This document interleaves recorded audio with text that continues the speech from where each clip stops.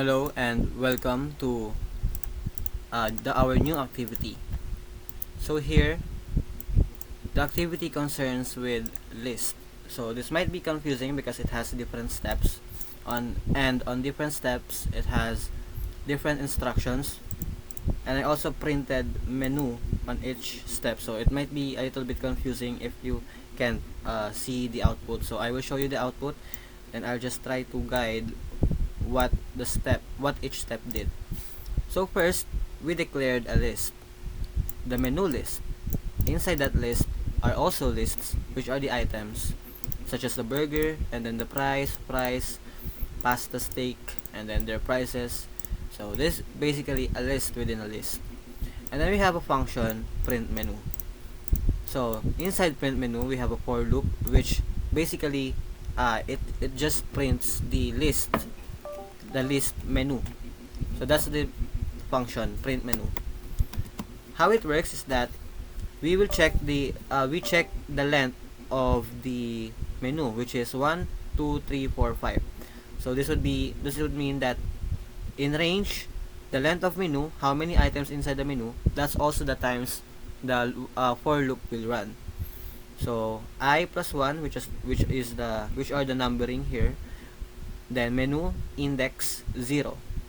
Index 0 is the burger, and then the price index 1, because since it's like a two-dimensional array similar to that, that's why 0 1 is the index that we've used to print burger. And then next iteration of the loop, we got fries, and then the price of fries, and then and so on. And then we print menu, we got the output, this output right here. It prints the menu list. On step 2, we coded to add menu pizza, and then its price. So menu, we use the menu.append function to add a new item to the menu list, which is this, and then we print menu. Since the value of the menu is updated, it has a new item, which is the pizza that we just added. So from 5 items, we got 6 here, which is the pizza with the 6th item. And then using menu.insert function, we insert a new item, a special item, soup of the day, with the price of 90 in index 1. Using insert, we can insert an item inside the list wherever index you want them to be. So because we put it on index 1, burger 0 is index 0. Now the number 2 item here is soup of the day instead of fries. Here, before we insert, the fries is number 2, but when we added the soup of the day, it's now number 3 because we inserted the soup on index 1. And then let's head to this input list. This is like manual adding a new dish. So let's try to add let's just say pork, and let's say 250.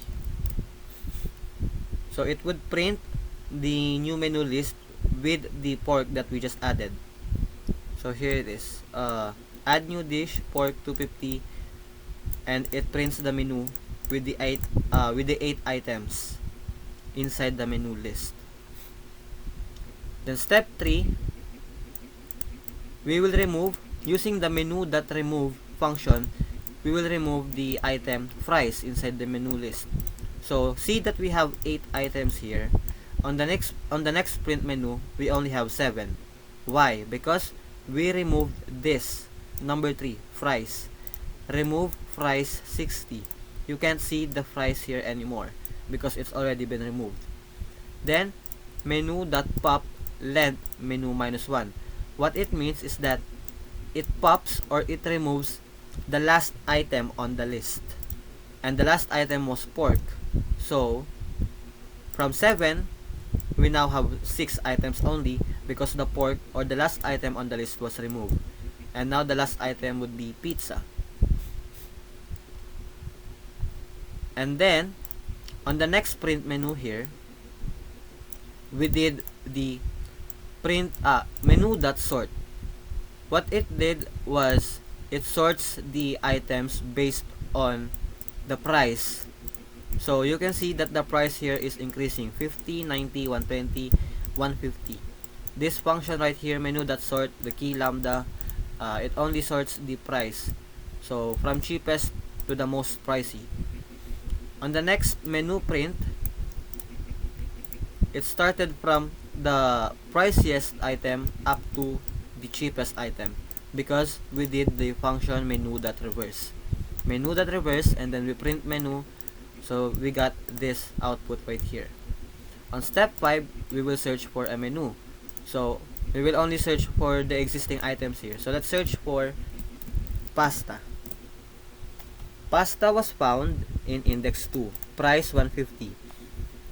So again, the pasta was found on the list because it is existing on index 2 because steak is index 0, pizza is index 1, pasta is index 2. So that's the output and it is found.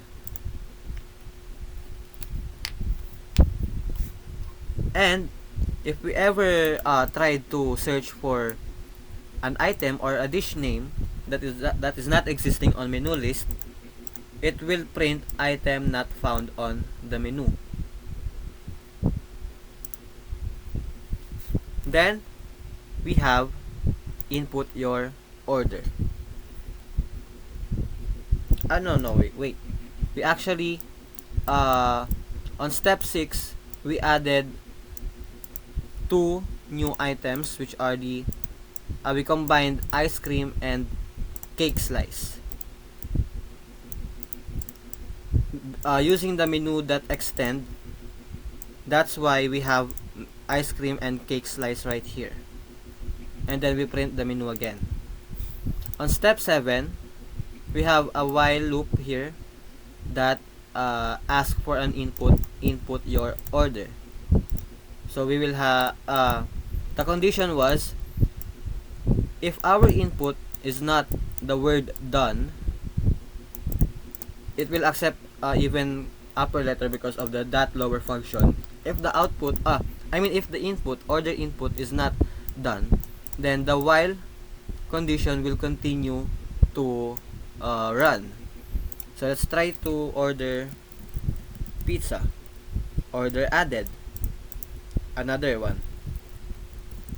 Iced tea. So it will continue to run because we're not typing done. So what how it works is that for item in menu, if the item is inside the list, it will append to the orders. The orders is the new list that we created right here at the top. So every time we make an input and it the item exists on the menu list, it will append to the orders list. But if we try to add, let's say, pork, which is not existing, it will not show the order added. If we type done, then it will show, or it will print the summary. It will print the orders, which are the pizza, iced tea, and ice cream, and then also the total, which is the task for step 8. So that's it for the list activity.